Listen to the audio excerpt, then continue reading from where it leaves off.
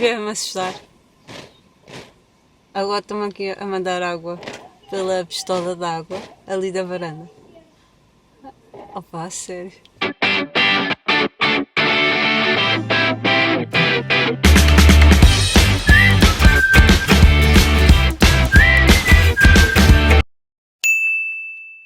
Olá, olá, bem-vindo ao canal A Mulher que Ama Livros e eu hoje estou aqui para fazer a segunda parte de um vídeo que vocês gostaram muito, que eu já fiz há algum tempo, que se chama Livros para quem quer voltar a ler. Estes livros são livros que eu gostei bastante de ler, que considero de leitura simples, fluida, com histórias envolventes, e desta vez a lista são livros todos muito tristes, românticos, com histórias intensas, pode até fazer cair uma lágrima. E eu prometo que a terceira parte será feita simplesmente com livros escritos por autores portugueses. Já alguém me tinha deixado essa sugestão no vídeo anterior e eu gostei, anotei, mas entretanto esqueci-me quando comecei a escrever roteiro para este vídeo, esqueci-me, olha, já estava. Mas a terceira parte será só de autores portugueses, eu prometo. E se gostas deste género de vídeos, de listas, de várias sugestões literárias, não te esqueças de subscrever o canal, deixar o teu like e o teu comentário. Então vou começar com o livro Ana e o Homem Andorinha, deste autor de Gabriel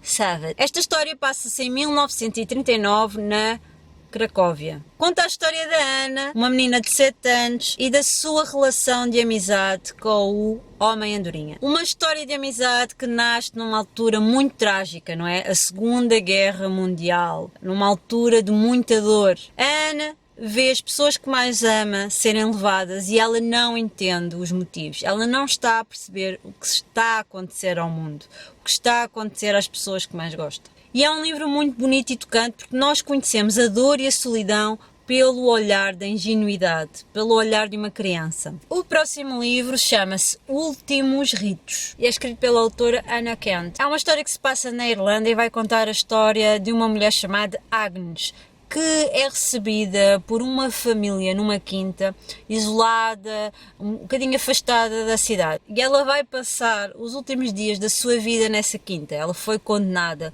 ela é considerada a última mulher condenada à morte. E Agnes existiu. E é uma história muito bonita e também muito trágica. Tem um final que nós já sabemos e já contamos, mas não deixa de ser emocionante de repente, depois de tudo e de passarmos e convivermos com esta personagem durante esta história. E este livro já recebeu uma lista infinita de prestigiados prémios, cerca de 8, e é escrito de uma forma muito tocante e envolvente, nós conseguimos sentir toda a atmosfera. Gostei muito, portanto aqui está mais uma recomendação. O próximo título é este, 9.000 Dias e Uma Só Noite, da autora Jessica Brockmole. É talvez a história de amor que eu mais gosto. É talvez o livro chiclete, considerado chiclete, que eu mais gosto. É uma história que se passa em 1912, conta a história de uma poeta que nunca saiu da ilha onde nasceu e onde ela vive. A ilha se cai na costa escocesa e de repente ela recebe a carta de um admirador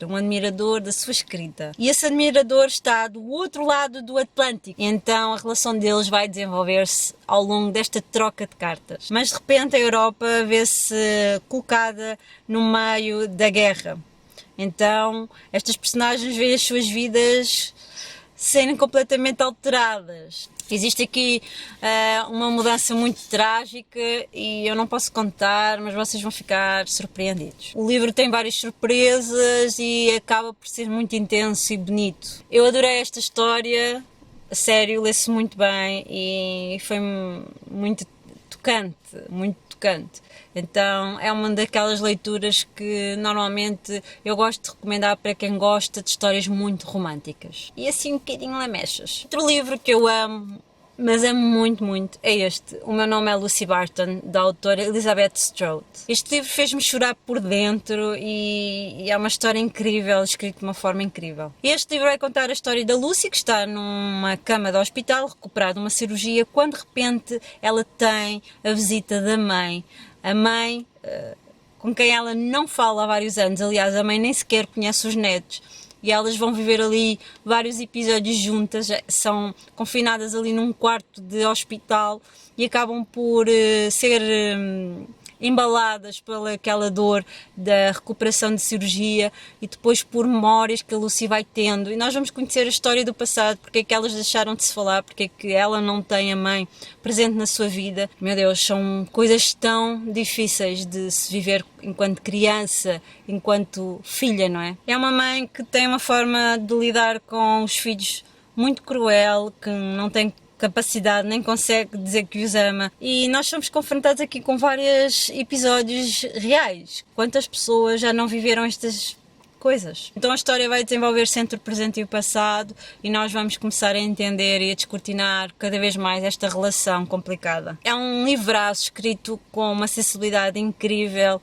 e muito crua. E por fim, um livro que é capaz de destruir os corações mais duros. É um livro sobretudo para quem gosta assim de uma pitada de fantasia. É este livro, 7 minutos depois da meia-noite, numa edição incrível da editorial Presença. É um livro visualmente muito bonito. Este livro fez-me chorar bastante no final. Então, nós temos a história de Connor, uma criança que está a lidar com um problema muito difícil, uma situação muito trágica e dramática.